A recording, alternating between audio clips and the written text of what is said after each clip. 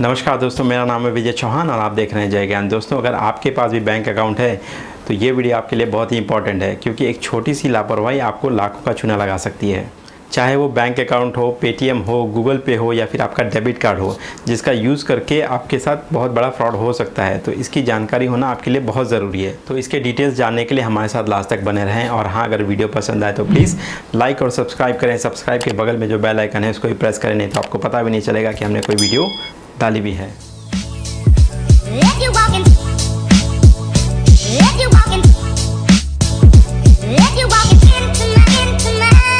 दोस्तों, आज हमारे पास इतनी सुविधाएं हो गई हैं कि हम घर बैठे सिर्फ एक क्लिक पे कोई भी ट्रांजैक्शन कर सकते हैं। दोस्तों, इन सुविधाओं के साथ साथ ही हमारे बैंक अकाउंट्स पे फ्रॉड का या फिर फिशिंग का खतरा दिन ब दिन बढ़ते ही जा रहा है। आज हैकर्स के पास बहुत से रास्ते हैं जिनका यूज़ करके वो हमारे सारे डिटेल्स, बैंक के डिटेल या फिर डेबिट कार्ड के, पेटीएम के डिटेल निकाल के वो फ्रॉड कर सकता है। इन फ्रॉड्स में सबसे कॉमन तरीका है फिशिंग का, जिसकी जानकारी तो सबको होती है, लेकिन कुछ लोग अभी भी इसमें फंसी जाते हैं। फिशिंग का मतलब ये है कि जैसे कि आपके मोबाइल पे कहीं से कॉल आता है, वो आपको कहता है कि आपका डेबिट कार्ड या फिर क्रेडिट कार्ड बंद होने वाला है, जिसको चालू करने के लिए आपको उसका डिटेल देना पड़ेगा। तो कुछ लोग हैं जिसका डिटेल पूरा दे देते हैं सामने वाले को।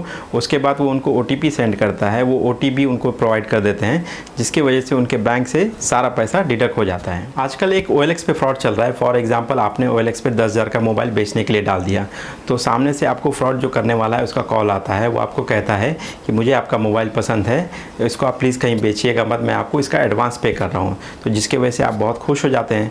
उसके बाद वो आपको कहता है कि आपका UPI नंबर दो। फिर आपको वो UPI नंबर लेके उस पर एक रिक्वेस्ट सेंड करता है। उसके रिक्वेस्ट के बाद आपके मोबाइल में एक मैसेज आता है, उस पर लिखा होता है 10,000 पे।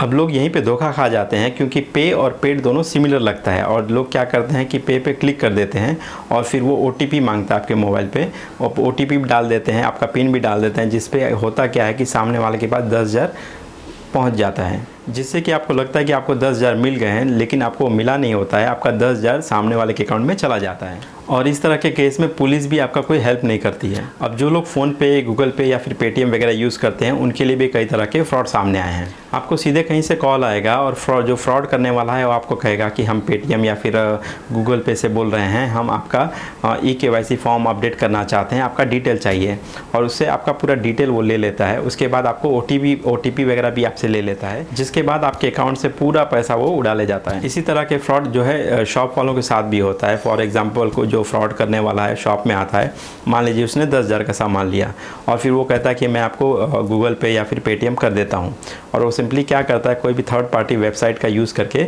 उसको सिंपली एक छोटा सा मैसेज सेंड कर देता है कि 10,000 पेड।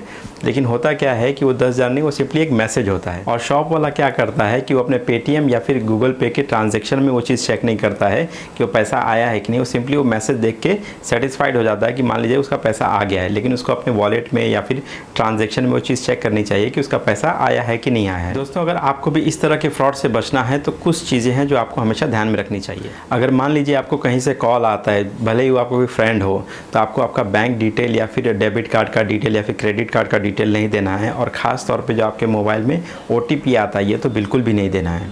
और दूसरी चीज़ आप ये कर सकते हैं कि आप 2 बैंक अकाउंट खोल के रखें। एक बैंक अकाउंट में आपका पूरा पैसा है, जो भी ज़्यादा पैसा है वो उसमें रखें, और दूसरे बैंक अकाउंट में 5-10 हज़ार रुपये जो भी आपका यूज़ है वो रखें, जिसमें कि आप पेटीएम या फिर गूगल पे वगैरह उसमें यूज़ करें।